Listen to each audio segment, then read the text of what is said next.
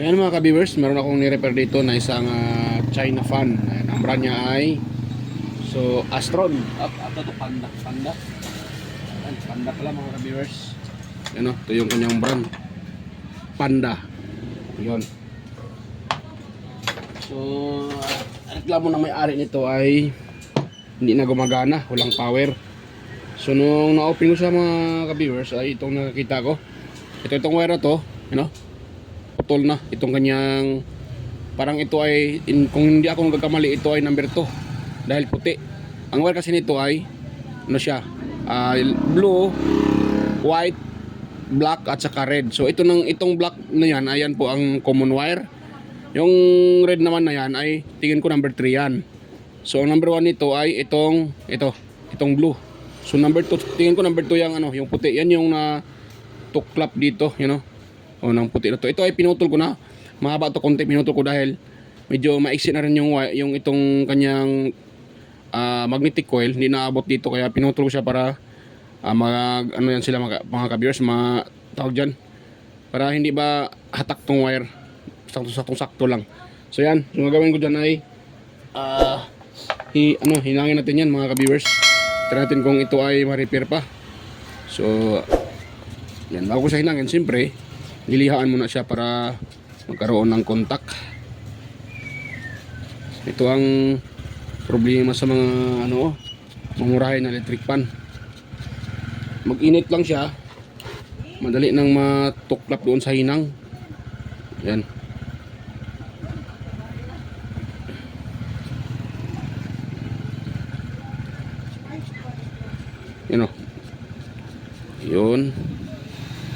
Yun. Tapos pulupot natin dito mga ka-viewers. At para ito ay maganda yung kontak, paluputan natin siya ng wire na tanso. Ito kasi ay aluminum. Kaya medyo siya, alanganin mga ka-viewers.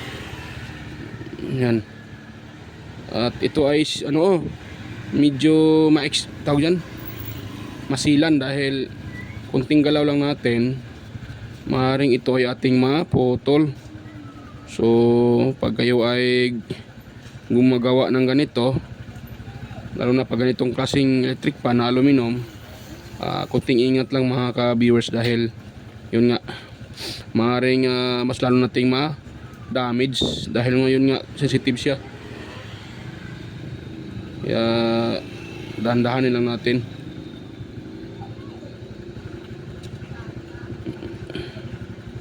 Yan, ganoon siya. Tapos kuha lang tayo ng tanso at itong paluputan ng tanso. Pero bago yan, ito muna ating ipulupot mga ka-viewers dito. Yan, ganoon lang natin. Tapos pulupot natin dito. Sana ito ay mayroon na siyang sana ay mayroon na itong mga ka-viewers, continuity, or mayroon na siyang ohms value dahil hindi na tayo mahirapan.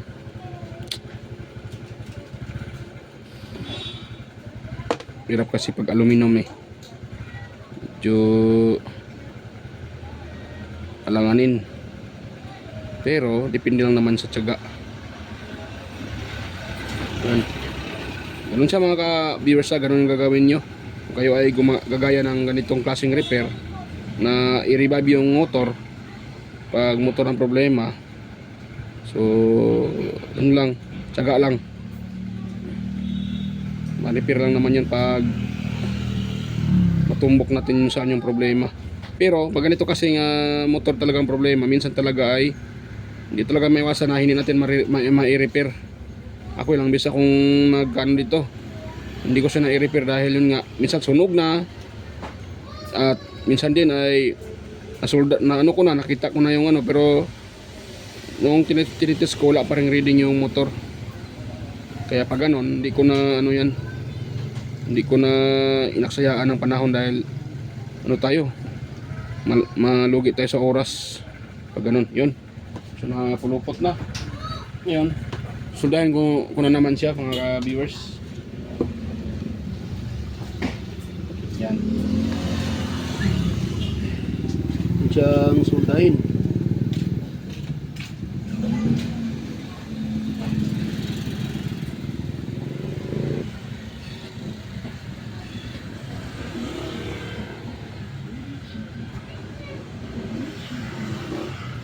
Yun.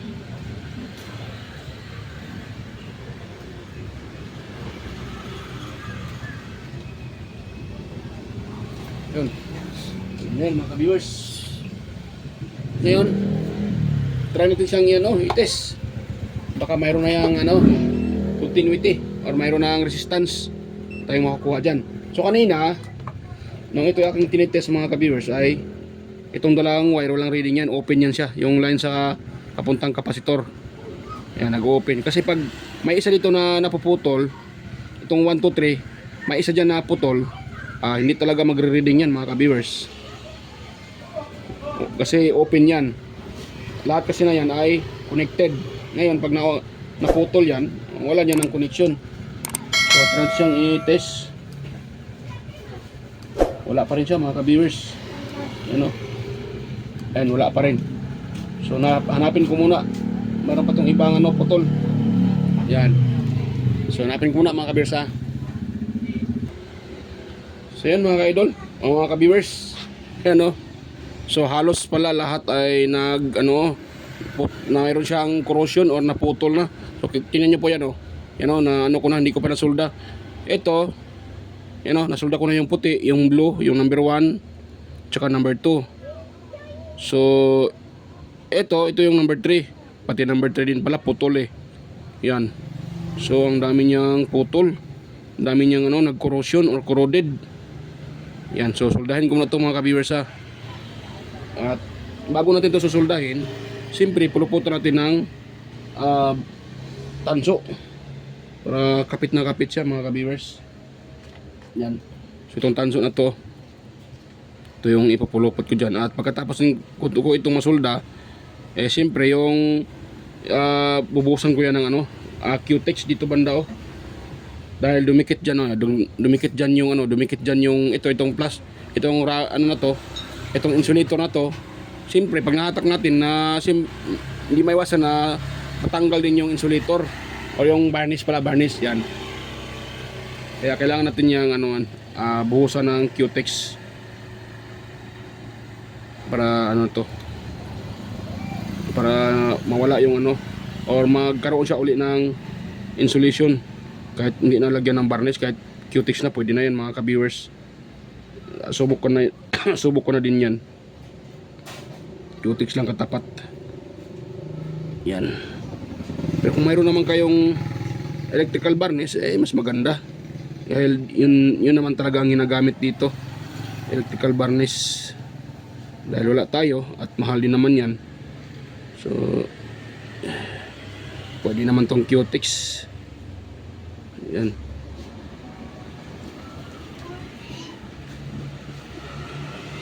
Yun, paluputan ko lang siya mga ka-viewers para magkaroon siya ng connection.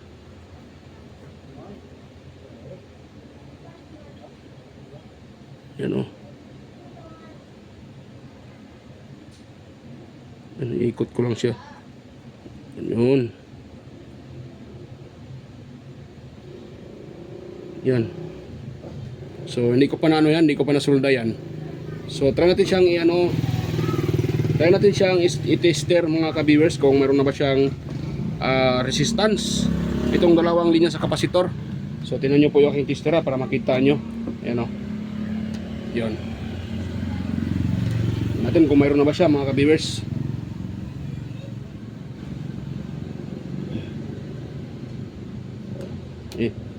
Ano yun? Ayun mayroon na mga ka-viewers, kung nakita nyo mayroon tayong reading na 774. Yan, 774 ohms yung dalawang linya sa kapasitor. Ibig sabihin okay na po ito mga ka-viewers. So sulda ko lang po ito mga ka-viewers para ito tiyagaan lang talaga pag repair ng ganitong klaseng motor. Medyo mapapalaban ka talaga dito pag ganitong klaseng motor mga ka-viewers. Kailangan mo talaga siyang dahan-dahanin. Yan, solda natin siya para magkaroon siya ng magandang connection.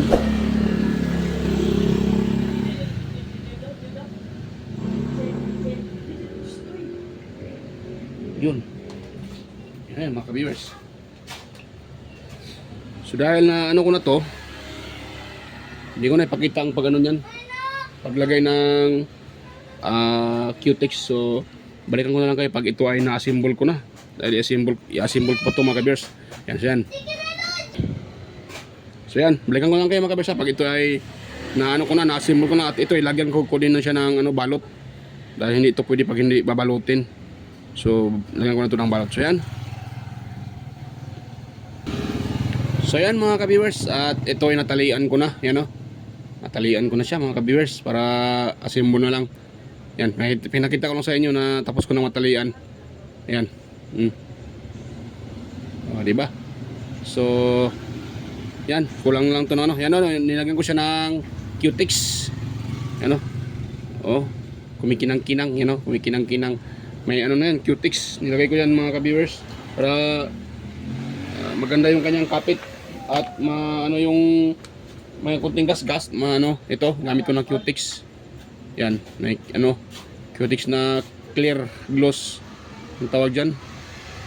Yan, ito yung gamit ko, yung puti, yung clear. So, laki na. Symbol ko muna to. So, yan mga ka-viewers, symbol ko na yung electric pan at hindi ko na muna nilagay yung kanyang cover or yung kanyang pinaka-grills. So, ito na siya mga ka-viewers, oh. Na-assemble ko na. Yan. So, testing natin para matapos natin dito. Medyo gabi na. Mga ka-viewers. Yan o. Ayan. So, testing natin. Ito ay nakaselect na sa sa speed niya. Ayan mga ka-viewers. Number 1. O, diba? Tapos, ito sa number 2. Yan, number 2. Number 3. Okay. Malakas naman pala siya mga ka-viewers. Ayan, diba? Diba? So okay na mga ka-viewers, okay na, gumana na. Ayan. So napagana natin yung electric pan na halos lahat ng dugtungan sa motor ay sira na or nag-corroded na, putol na, sa madaling salita. Pero napagana pa rin natin dahil sa tiyaga natin, dahil tinagaan natin. Dahil pag hindi natin yung tinagaan, so hindi natin ma-repair. So ganun lang mga ka-viewers, kung sa tingin nyo ay kaya nyo naman i-repair, so try nyo i-repair. Pero kung hindi naman kaya, so wag nang pilitin. Yan. Kung sa tingin nyo man ay kaya lang, so try nyo pa rin i-repair dahil pag hindi nyo talaga sinusukuan, may talaga, may tendency na ma-repair nyo po yung electric pan. At ganun lang, kailangan lang na tama lang din yung wiring. Dapat hindi kayo magkamali, dahil kung magkamali kayo, masaring masira yung motor. So yan mga ka-viewers, gumana na at yan. Kung sa tingin nyo ay ito nakatulong sa inyo mga ka-viewers, huwag kalimutang mag-like, share, and pakisubscribe na rin. At sa mga bago sa aking YouTube channel, huwag kalimutang mag-subscribe at pinutin yung notification bell at ilagay sa all para ma-notify kayo kaagad sa pag ako ay may bagong upload or may bagong video. So yan mga ka-viewers, at hanggang dito lang po. Yan, at salamat sa inyong panonood. Ayan, shout out para sa inyong lahat, sa mga silent viewers, organic viewers, sa mga sumusuporta. Ayan, at sa palaging mga nag-comment, sa mga kapwa ko technician, yan, shout out sa inyo lahat mga ka-master, mga ka-idol. So yan, bye-bye na po at tayo makita-kita muli sa aking next na mga uploads. Yan, bye-bye po mga ka-viewers.